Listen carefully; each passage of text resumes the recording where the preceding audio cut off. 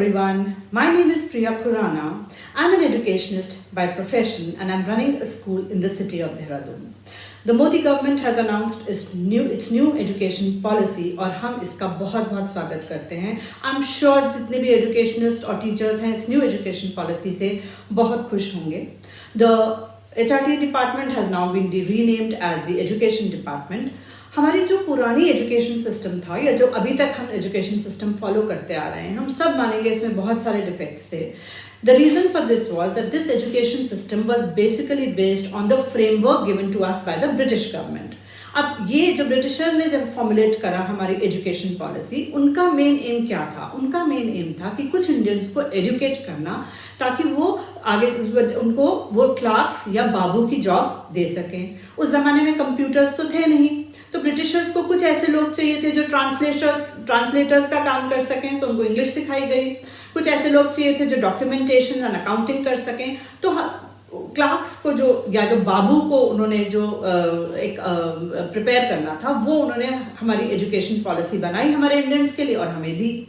वो नहीं चाहते थे कि इंडियंस अच्छी थिंकिंग करें, अच्छी रीजनिंग करें, कुछ इनोवेशंस करें या कुछ हाई लेवल पे उनको कोई एम्प्लॉयमेंट मिले या सर्विस मिले.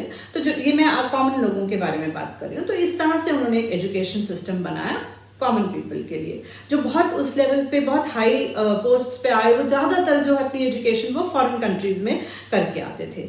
इतने सालों तक हमने अपना एजुकेशन सिस्टम इसी पे बेस्ड रखा, लेकिन अब जो मोदी गवर्नमेंट ने एजुकेशन पॉलिसी दी है उसमें बहुत सारे ऐसे पॉजिटिव पॉइंट्स हैं.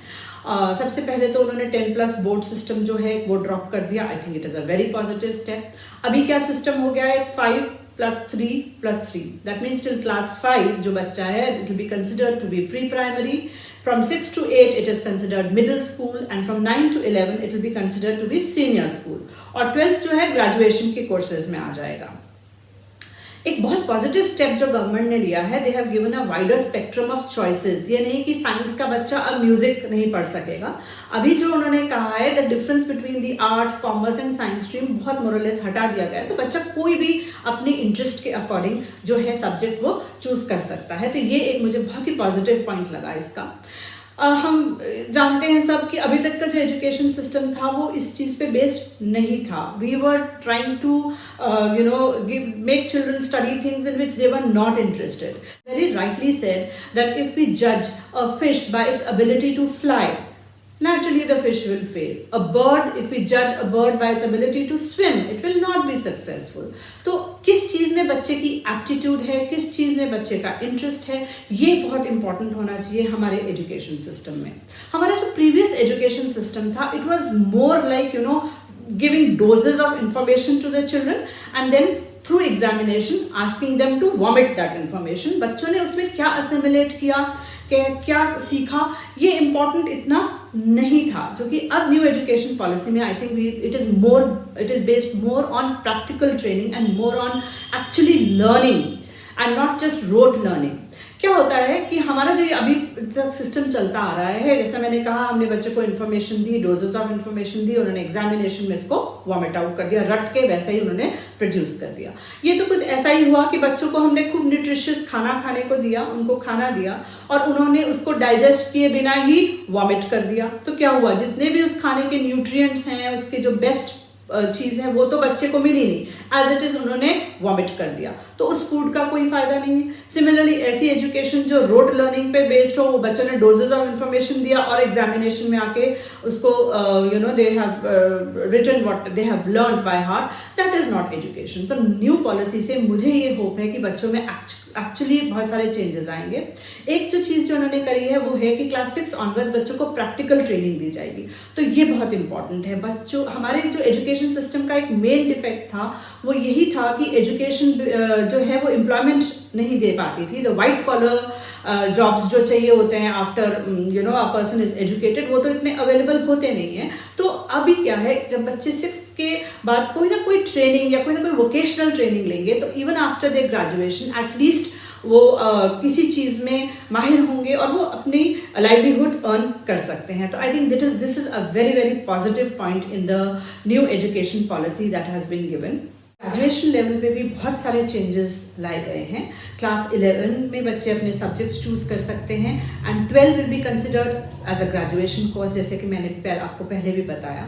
ग्रेजुएशन कोर्सेज को मेजर एंड माइनर में डिवाइड कर दिया गया है। अगर कोई ब्रेक लेता है, खाली 1 ईयर कंप्लीट करता है, तो उसको सर्टिफिकेट दिया जाएगा ताकि ड्रॉप आउट फिर से कुछ टाइम बाद कंटिन्यू कर सकें, और जब वो पूरा 4 ईयर्स कंप्लीट कर लेंगे तो उनको एक डिग्री दी जाएगी। The UGC and the AICTE has been now merged so that एक यूनिफॉर्म पॉलिसी रहे सब कॉलेजेस के लिए। ये एक बहुत ही अच्छा स्टेप है मेरे हिसाब से। और जो और भी बहुत सारे पॉजिटिव चेंजेस जो एक लाए गए हैं कि क्लास 5 तक बच्चे मदर टंग में अपनी एजुकेशन जो भी सब्जेक्ट्स हैं वो समझ सकें, ताकि बच्चों की जो कॉम्प्रिहेंशन है वो सब्जेक्ट की, वो जब मदर टंग में होगी तो वो बेटर होगी। And English will be introduced as a English, Hindi or whatever, Marathi or whatever regional language, it will also be introduced as a separate subject.